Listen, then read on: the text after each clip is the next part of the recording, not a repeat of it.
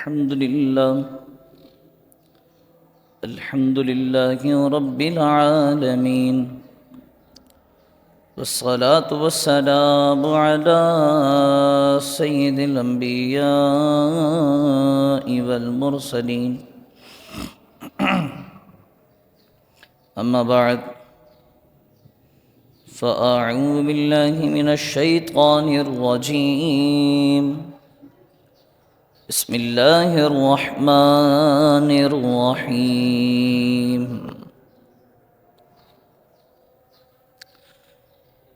إن الله وملائكته يصلون على النبي يا أيها الذين آمنوا صلوا عليه وسلموا تسليما. اللهم صل وسلم على سيدنا محمد. قد ضاقت حيلتي أدركني يا رسول الله. مولاي صل وسلم دائما أبدا على حبيبك خير الخلق كلهم. يا رب بالمصطفى بلغ مقاصدنا واغفر لنا ما مضى يا واسع الكرم. وسع ذنب من بے سر و ساما مدد قبل ایدی مدد کعبہ و ایمان مدد. وہ کیا مرتبہ اے غوث ہے بالا تیرا، اونچے اونچوں کے سروں سے ہے قدم اعلیٰ تیرا. میرا خواجہ عطائے رسول ہے، وہ بہار چشتے کا پھول ہے، وہ بہار گلشن فاطمہ، چمن علی کا نگال ہے.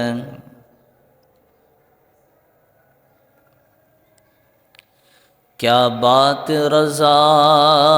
اس چمنستان کرم کی، کیا بات رضا اس چمنستان کرم کی. زہرا ہے کلی جس میں حسین اور حسن پھول، کیا بات رضا اس چمنستان کرم کی. زہرا ہے کلی جس میں حسین اور حسن پھول. الحمدللہ، اللہ رب العزت کا کروڑ احسان ہے، اور عقائد و جہاں حضور سید المرسلین صلی اللہ تعالی علیہ وعلی آلہ وصحبہ وبارک وسلم کی بارگاہ میں لاکھوں کروڑوں درود و سلام کہ جس رب کے فضل اور محبوب کریم علی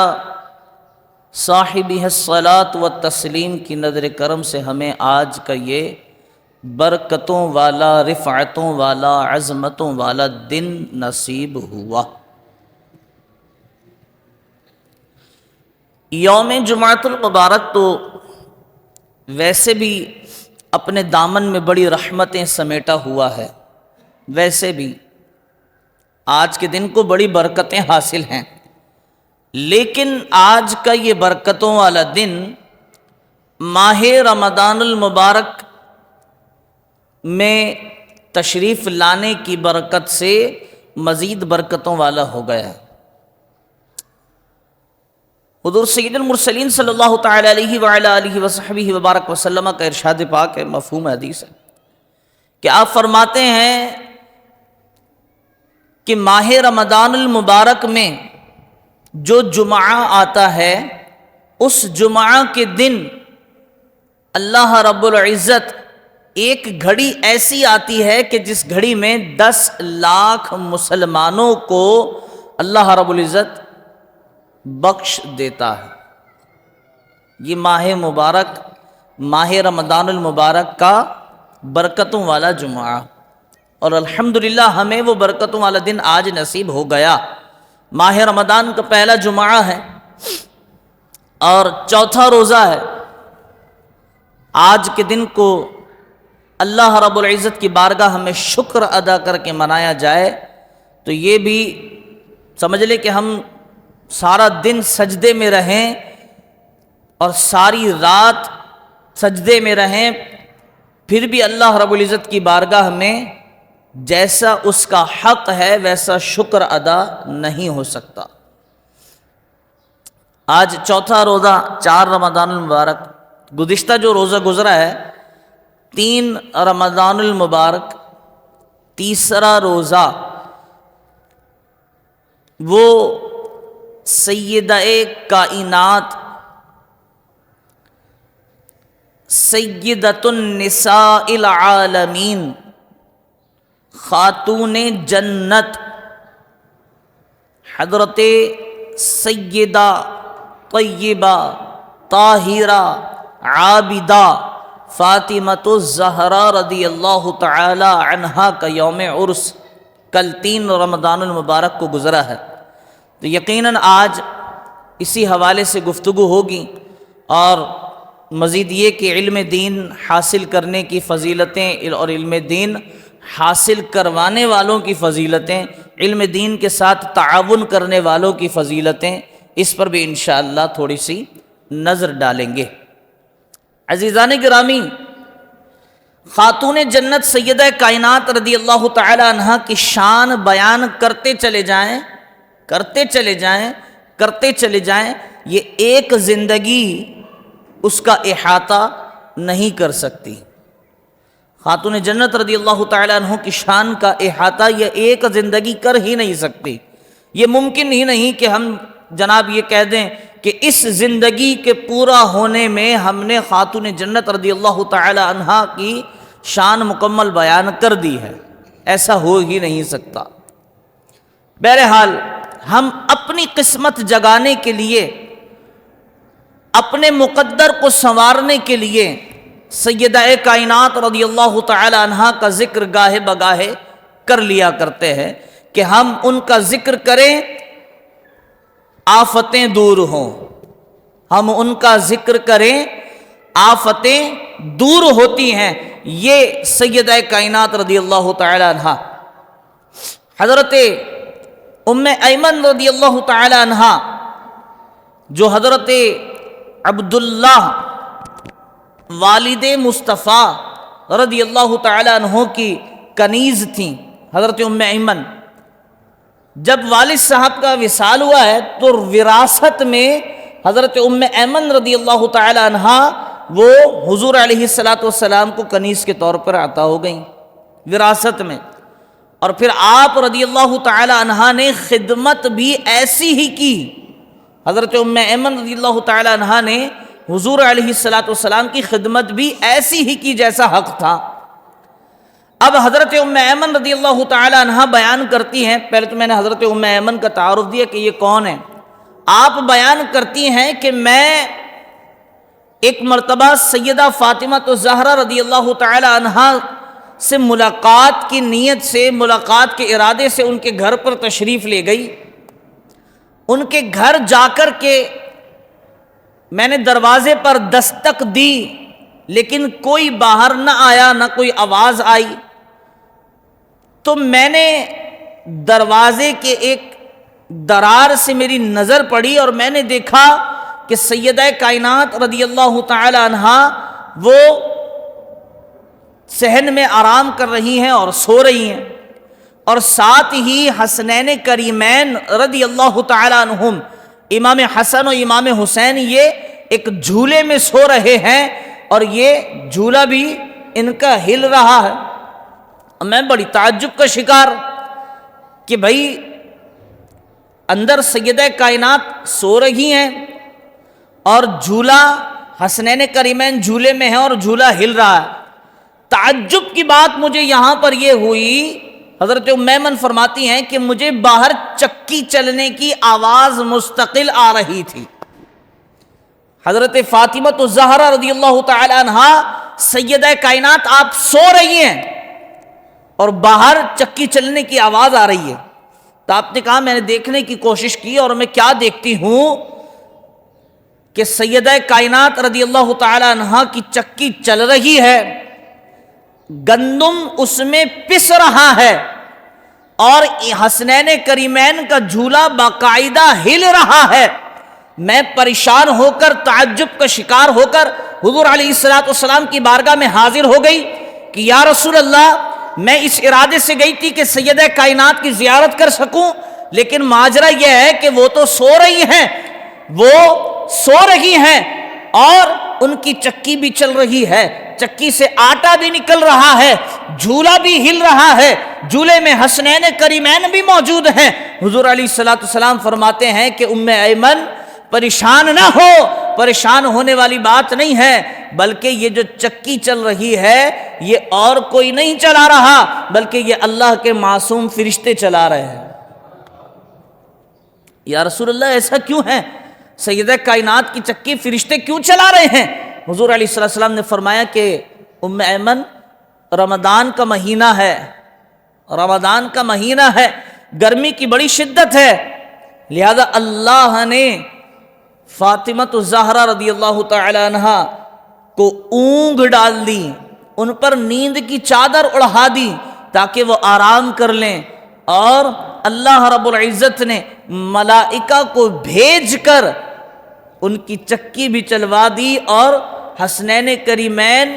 کیونکہ عمر چھوٹی ہے وہ فرشتوں کے ذریعے ان کو جھولا بھی اللہ رب العزت دلوا رہا۔ یہ خاتون جنت رضی اللہ تعالی عنہا سیدہ کائنات، سیدۃ النساء العالمین، مولا علی مشکل کشا حضرت علی رضی اللہ تعالی عنہ جب سیدہ کائنات آپ کے نکاح میں تشریف لائی ہیں تو آپ دیکھیے کہ اہتمام بھی مولا کائنات نے کیسا فرمایا ہے کہ جب سیدہ کائنات رضی اللہ تعالی عنہ چلا کرتی تھیں، سیدہ کائنات رضی اللہ تعالی عنہ جب مدینے کی گلیوں میں نکلا کرتی تھیں تو حضرت علی رضی اللہ تعالی عنہ وہ سیدہ کائنات کے قدم جہاں پڑتے تھے وہ آپ اپنا قدم بھی اسی جگہ رکھا کرتے تھے۔ سیدہ کائنات جب رات مدینے کی گلیوں میں نکلا کرتی تھیں، کبھی اپنی بابا جان کے گھر جانے کے لیے یا کبھی کہیں جانے کے لیے، تو مولا کائنات اپنے قدم سیدہ کائنات کے قدموں کے نشانوں پر رکھا کرتے تھے، گویا کہ زبان حال سے یہ بتا رہے ہوں کہ جن کا آنچل نہ دیکھا ماہو مہر نے، جن کا آنچل چاند سورج رات دن آسمان یہ بھی نہ دیکھ سکے ہوں، تو ایسا کیسے ہو سکتا ہے کہ جن کا آنچل کوئی نہ دیکھ سکا ہو اس کے قدموں کے نشانوں کو کوئی دیکھ لے؟ ایسا نہیں ہو سکتا۔ تو مولا کائنات رضی اللہ تعالی عنہ وہ سیدۃ النساء العالمین کے قدموں کے نشانوں پر اپنے قدم رکھ کر کے چلا کرتے تھے۔ یہ سیدہ کائنات۔ آج ہمیں بھی چاہیے کہ ہم اپنی ماؤں بہنوں کو اس بات کی طرف توجہ دلائیں اور ان کی تربیت کریں کہ ہماری زندگیوں میں، تمہاری زندگیوں میں آئیڈیل نمونہ یہ یورپی ممالک کی بد تہذیبی عورتیں نہیں ہونی چاہیے، بلکہ تمہاری آئیڈیل تو سیدۃ النساء العالمین ہونی چاہیے، سیدہ کائنات ہونی چاہیے، سیدہ عائشہ ہونی چاہیے، سیدہ خاتون جنت ہونی چاہیے۔ تمہارا آئیڈیل تو اور کوئی نہیں، وہ حضور علیہ السلام کی ذات ہونی چاہیے۔ لیکن افسوس کی بات یہ ہے، تعجب کی بات یہ ہے کہ میں، آپ، ہمارے گھر والے، ہمارے رشتہ دار، آپ نے اگر دیکھا ہو کہ جناب اگر کسی سے کوئی مذہبی بات کر دی جائے، اگر کسی سے یہ کہہ دیا جائے کہ جناب کچھ دین کی طرف آ جائیے، کچھ راہ راست کی طرف آ جائیے، تو وہ اتنا تو برداشت کرتا ہے کہ راہ راست کیا ہے، اتنا تو وہ برداشت کرتا ہے کہ صرف آپ اس سے یہ کہہ دیں کہ بس آپ دین کی طرف آ جائیں، بس اتنی سی بات تو سننے والے برداشت کر لیتے ہیں۔ لیکن آپ اگر یہ کہیں کہ میاں تمہارے یہاں پر شادی ہو رہی ہے، تھوڑا مذہبی طریقے سے کر لو، میاں تمہارے یہاں پر یہ معاملات ہیں ان کو مذہبی طریقے سے کر لو، میاں تمہارے یہاں پر دیگر جو بھی معاملات ہیں آپ ان معاملات میں مذہب کو گھسڑنے کی کوشش کریں گے تو ہمارے اپنے وہ ہم سے کہتے ہیں کہ بس بس یار تم بس کرو، تم ملا بن گئے تمہارے لیے کافی ہے، اب ہماری زندگیوں میں گھسنے کی کوشش نہ کرو۔ یہ ہماری زندگی کا معیار ہے، اور جب ہماری زندگیوں کا معیار یہ بن جاتا ہے کہ ہم دین کو اپنی کمر کے پیچھے ڈال دیتے ہیں تو پھر رسوائیاں، بدنامیاں، ناچاقیاں، پریشانیاں، لڑائیاں، نہ جانے کس کس قسم کی نحوستیں ہمارے گریبان پکڑتی ہیں آ کر کے۔ اور پھر جب یہ نحوستیں ہمارے گھروں میں داخل ہو جاتی ہیں، یہ بے پردگی کی نحوست ہمارے گھر میں داخل ہو جاتی ہے، لڑائی جھگڑوں کی نحوست ہمارے گھر میں داخل ہو جاتی ہے، ناچاقیوں کی نحوست جب ہمارے گھر میں داخل ہو جاتی ہے، جب یہ ساری نحوستیں ہمارے گھر میں داخل ہو جاتی ہیں تو پھر ہم اپنے قدموں کو مسجد کے امام کی طرف، پیروں کی طرف، باباؤں کی طرف بڑھا دیتے ہیں کہ دیکھیے بابا جی، دیکھیے پیر صاحب، دیکھیے امام صاحب، بڑی پریشانی ہے، کاروبار تو میں نے بڑا اچھا چلا رکھا ہے لیکن معاملات پورے ہی نہیں ہوتے، دیکھیے کہ نوکری میری بڑی پیاری ہے، لاکھوں روپے تنخواہ مجھے ملتی ہے لیکن معاملات میرے پورے ہوتے ہی نہیں ہیں۔ ہوں بھی کیسے کہ جب اعلیٰ لوگوں کی سیرت پر عمل کرنے کا وقت آیا تو ہم نے کہا کہ نہیں جناب، ہمیں یہ بس اتنے سے مسلمان ہم اچھے ہیں، ہم اتنے ہی اچھے ہیں کہ جتنے ہم نظر آ رہے ہیں، بس ہم نے پیدا ہوتے ہی کلمہ پڑھ لیا اتنا کافی ہے، بس رمضان آتے ہی ہم نمازیں پڑھ لیتے ہیں اتنے مسلمان کافی ہیں۔ اور جب یہ ساری نحوستیں ہمارے گریبان کو آ کر کے پکڑتی ہیں تو اب ہم پریشان ہوتے ہیں کہ امام صاحب رحمتیں کہیں اٹھ نہیں گئی ہیں، امام صاحب برکتیں کہیں چلی نہیں گئی ہیں، امام صاحب رمضان کی خوشبو نہیں آ رہی، امام صاحب رمضان محسوس نہیں ہو رہا رمضان جیسا۔ یہ اس وقت جب وہ کہتے ہیں نا، بڑی مثال ہے، چڑیا چک گئی کھیت تو اب پچھتائے، اب پچھتانے سے کیا ہوگا کہ جب نیکیوں کا وقت ملا ہم نے نہ کی، جب ساری آسائشیں آسانیوں کے ساتھ ہم نیکیاں کر سکتے تھے تو ہم نے کہا نہیں جناب ہم اتنے ہی مسلمان ٹھیک ہے۔ اور جب اللہ رب العزت کی طرف سے یہ ساری چیزیں آزمائشوں میں مبتلا ہونا شروع ہو گئیں تو اب ہم پاگل ہو گئے۔ ہم سے مراد اس معاشرے کا ہر دوسرا بندہ پریشان ہے، ورنہ رمضان آتا نہیں تھا لوگوں کے چہرے ایسے رونق والے ہو جاتے تھے کہ بس پوچھے نہیں۔ اور میں آپ سے کیا کہوں، آپ نے خود یہ نظارہ کیا ہے کہ جب رمضان آتا تھا لوگوں کے چہرے ایسے کھل اٹھتے تھے،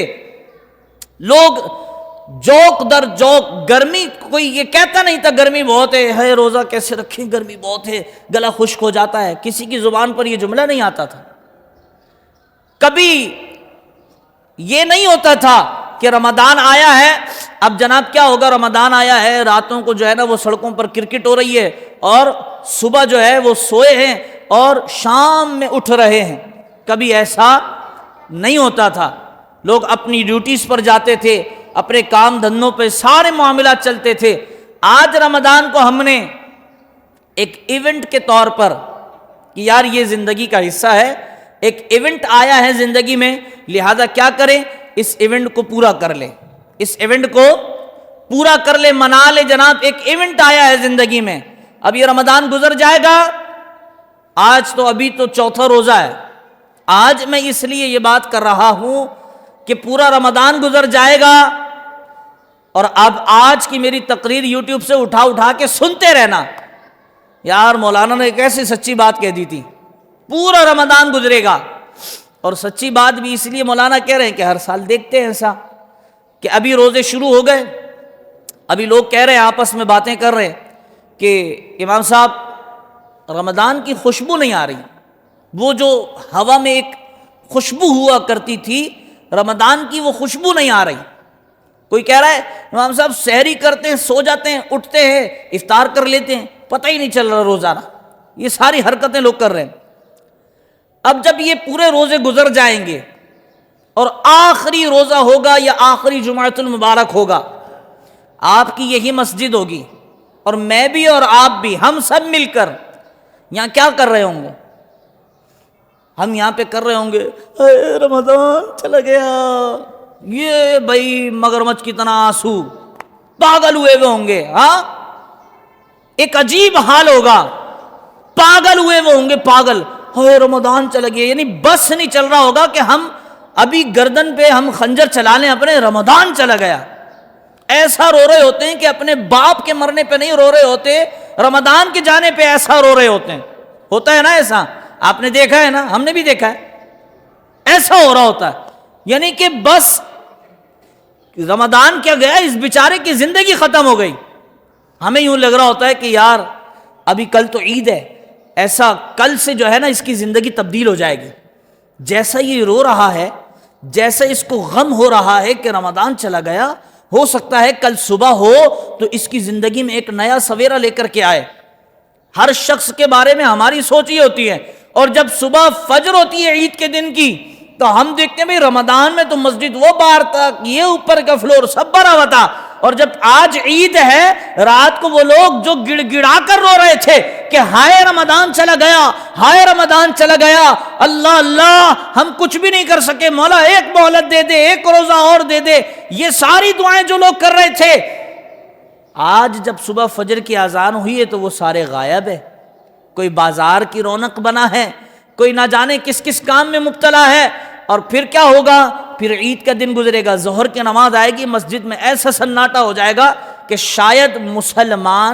شاید مسلمانوں کا علاقہ یہ تھا ہی نہیں. مسلمان کہیں سے ہجرت کر کے آئے تھے، اس علاقے میں مسلمانوں نے کچھ دن گزارے، کچھ دن گزارنے پر یہ ہوا جناب کہ مسجد میں، ظاہر سی بات ہے کہ یہ علاقے میں جب مسلمان آ کے رہنے لگ گئے تو مسجدوں میں رش لگ گیا. اب جیسے ہی عید چلی جائے گی تو مسلمان یہاں سے ہجرت کر جائیں گے، اور جب مسلمان ہجرت کر جائیں گے تو مسجدیں پھر خالی ہو جائیں گی. نظارہ ایسا ہی ہوتا ہے نا. الامان والحفیظ، کبھی اپنے گریبان میں جھانکے، کبھی اپنے آپ کو ٹٹولیں. حکومت یوں، فلاں نے وہ کر دی، غربت آ گئی، مہنگائی کر دی، یوں دکاندار یوں، بازار والے یوں، کیلے والے یوں، اخروٹ والے یوں، سب کو گالیاں دیتے ہیں اپنے علاوہ. کبھی سوچا ساری دنیا کو گالیاں ہم دے رہے ہوتے ہیں،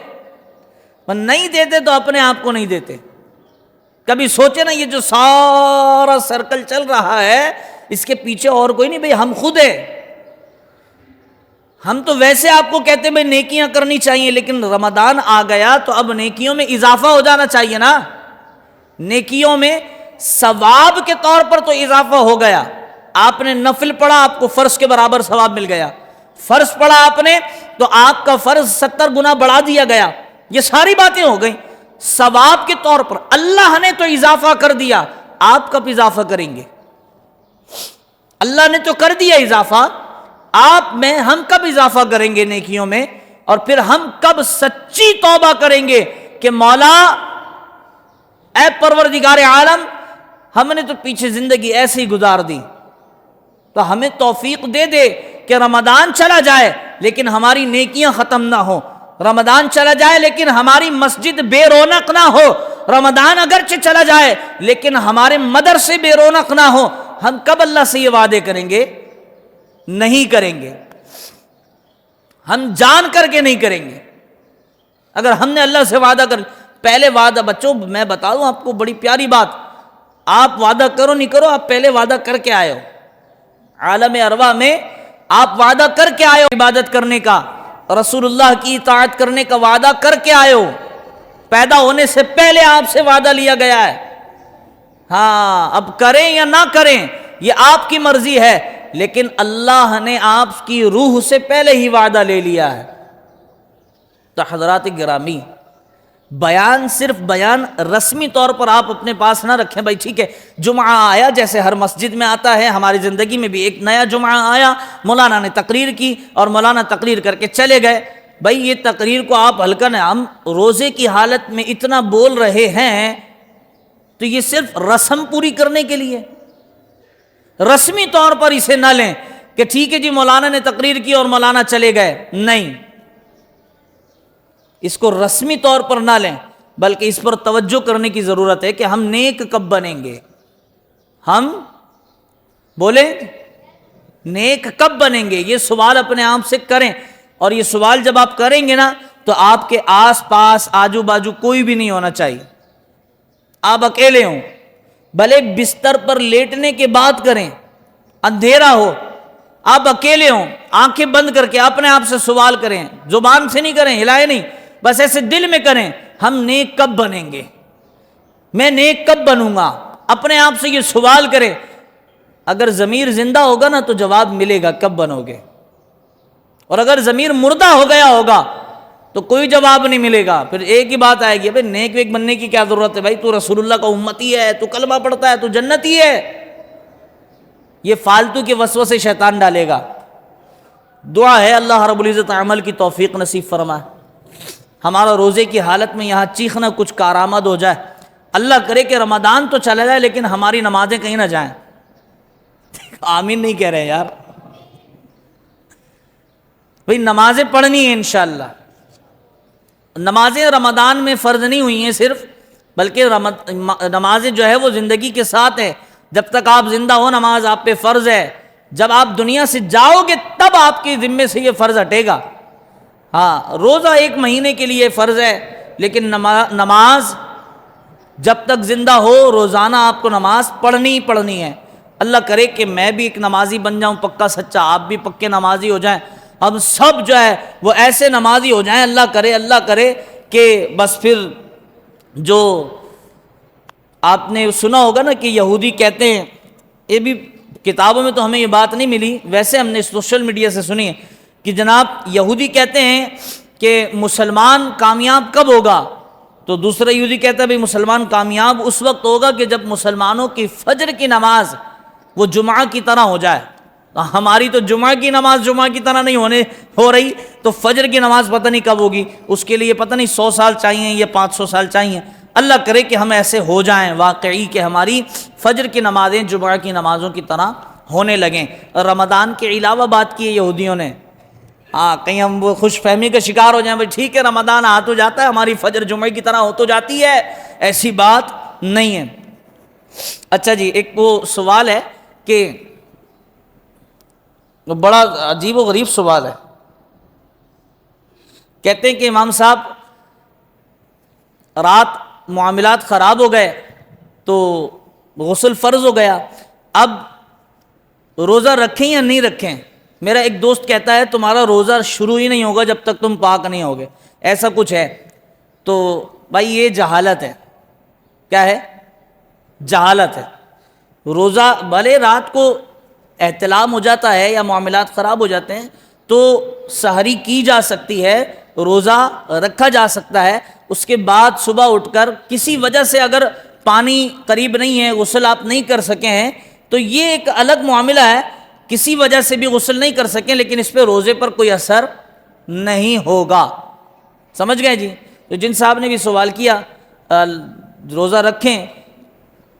دن چڑھنے سے پہلے تک نیت جو ہے نا وہ آپ پر، یعنی کہ روزہ آپ پر فرض ہوتا ہے، جب دن چڑھ گیا اس کے بعد پھر آپ سو گئے تھے یا آپ نے دوستوں کے مشورے میں آ کے نیت نہیں کی تھی اور آپ اسی خیال میں تھے کہ میرا روزہ نہیں ہے،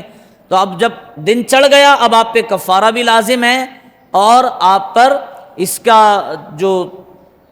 کفارے کے ساتھ ہوتا ہے نا وہ فمن کان منکم مریضا او علی سفر فعدۃ من ایام اخر وعلی الذین یطیقونہ فدیۃ طعام مسکین، فدیہ یہ بھی واجب ہو جائے گا۔ بعض صورتوں میں صرف کفارہ آتا ہے، بعض صورتوں میں صرف قضا آتی ہے، بعض صورتوں میں قضا اور کفارہ دونوں آتے ہیں، یہ الگ الگ صورتیں ہیں جو عصر کی نماز کے بعد ہمارے امام صاحب بیان کرتے ہیں۔ اللہ رب العزت عمل کی توفیق نصیب فرمائے اور اللہ رب العزت ہمارے ان تمام معاملات پر نظر کرم فرمائے، ہم اچھی طرح روزے رکھ سکیں، عافیت والی زندگی گزار سکیں۔ اب ایک مختصر سا اعلان، ہمارے پاس ابھی وقت ہے، ابھی ہم بہت اچھی انداز میں ہم نے اپنے گفتگو کو ختم کر دیا ہے، اب ایک مختصر سا اعلان سنیں، اپیل، کیا سنیں آپ؟